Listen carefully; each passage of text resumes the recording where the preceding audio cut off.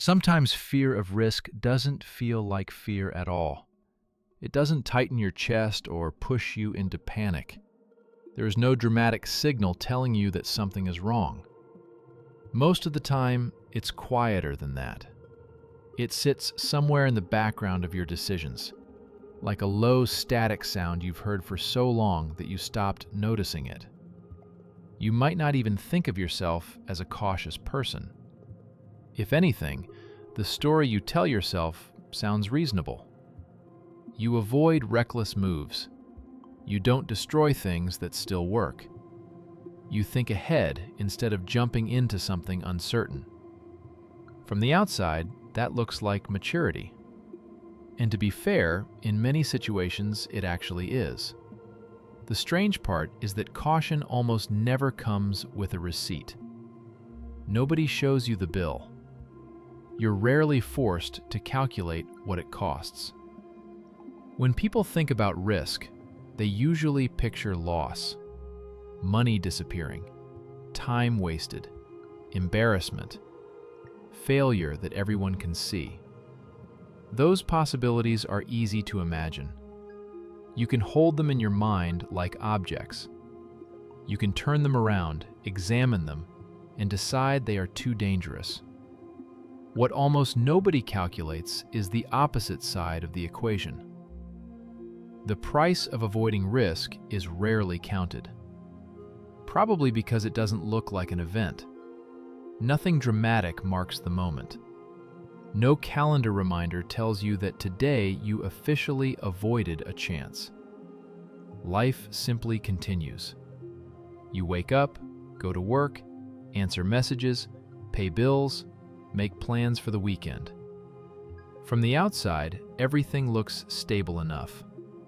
Sometimes you even catch yourself thinking that things are fine. Not perfect, but manageable. There is no sudden collapse. No moment when you can point to a single decision and say, that was the mistake. And because of that, avoiding risk starts to feel neutral, almost invisible, as if nothing happened. But doing nothing still has direction. You don't pay the cost immediately. The payment spreads itself across time. 1 year moves past quietly, then another. Eventually you look back and realize that the pattern has barely changed. It's not that your life stopped moving. You still did things. You worked, you handled responsibilities, you solved problems when they appeared. Yet the overall shape of your days remained almost identical. Sometimes this realization appears in small moments. You open your work email on Sunday evening, even though nothing urgent is waiting there. You tell yourself it's just habit. Or you notice a strange heaviness every Monday morning that doesn't disappear even after a long weekend. Occasionally, you return from vacation and feel tired again after 2 days. At first, you assume it's stress, maybe lack of sleep. And maybe that's part of it. But sometimes the weight comes from repetition.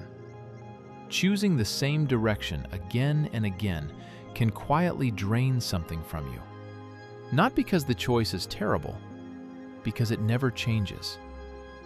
The script most people follow understands this dynamic very well. It never orders you to stop taking risks completely. That would sound too obvious, too extreme. Instead, it uses a softer phrase. Not now. Those 2 words can stretch for years. There is always a reason waiting nearby. The market feels unstable. Your situation isn't ready yet. Maybe your age makes the timing complicated. Maybe responsibilities make the move inconvenient. Each explanation sounds logical.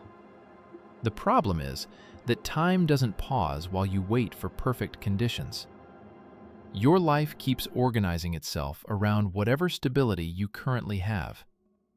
Your expenses grow in quiet proportion to your income. Commitments appear. Some of them are voluntary. Others arrive without much warning. At some point, A step that once looked manageable begins to look almost absurd. Not because the step itself changed, because the price of stepping away became heavier. The longer you wait, the more expensive change becomes. The longer you remain in the same configuration, the more carefully that configuration protects itself. You might notice another shift happening during this process. You begin defending your current situation in conversations. Stability becomes something you praise. Risk starts sounding unnecessary. You describe yourself as realistic, and in many ways you are. Still, beneath those explanations, there is another fear that rarely gets discussed. It isn't about money. It isn't even about failure. Often, it's about identity. Over time, people build roles for themselves. The reliable person, the responsible one, the adult in the room who doesn't make impulsive decisions. Those roles feel good at first. They create respect. They make others trust you. Eventually, they become part of how you see yourself. Leaving the role behind can feel surprisingly uncomfortable. Not because the alternative is dangerous, because it feels unfamiliar. The moment you consider doing something unpredictable, another thought appears, a quiet one. This isn't who I am. And suddenly the question stops being about risk. It becomes about whether you're allowed to step outside the version of yourself you've already constructed. When that happens, avoiding risk becomes easier to justify. You start measuring life in terms of what you might lose. Your attention stays fixed on potential damage. Opportunities fade into the background because they look uncertain. Gradually, your horizon narrows. Instead of asking what direction might excite you, you begin focusing on preserving the structure you already have. Preservation is comfortable. It protects what exists. But preservation has a strange relationship with movement. It rarely creates it. After a while, an odd feeling begins to appear.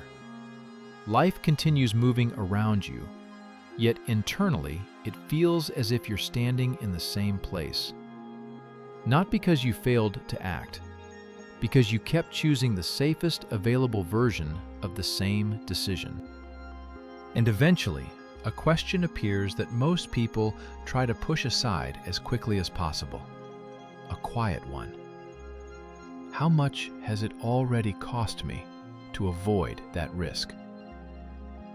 Over time, something subtle begins to change.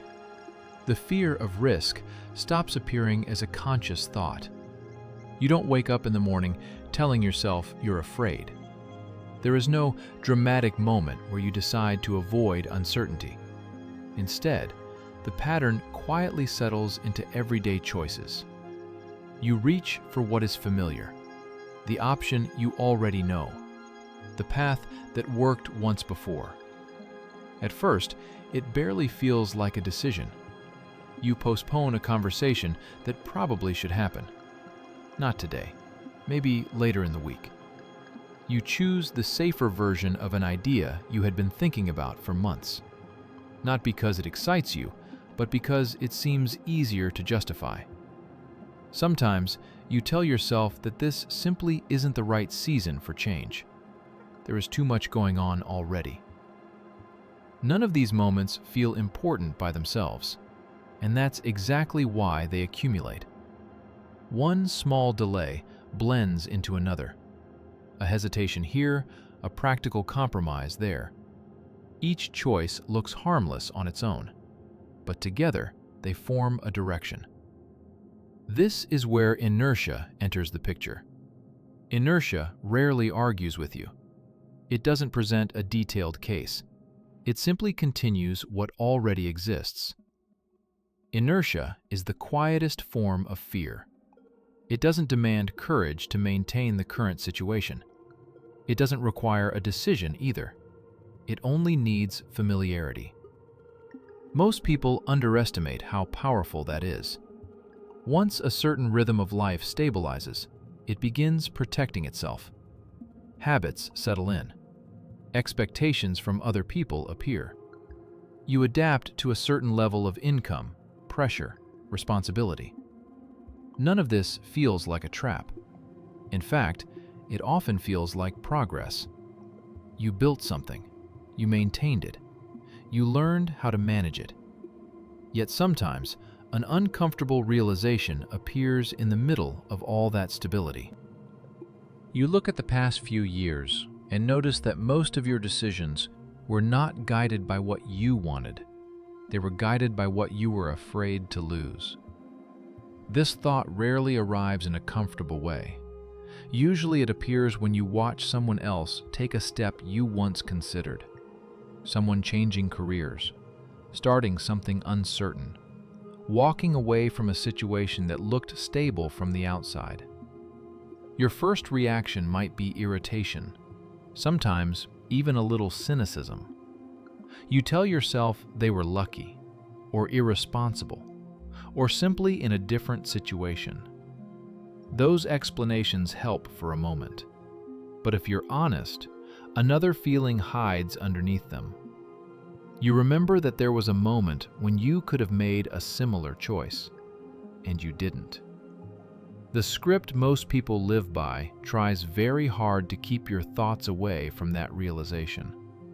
It offers a comforting phrase, "At least you're stable."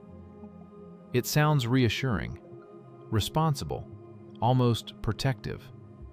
But stability has an interesting side effect. Over long periods of time, it can slowly replace movement. You continue doing roughly the same things. Your results remain similar.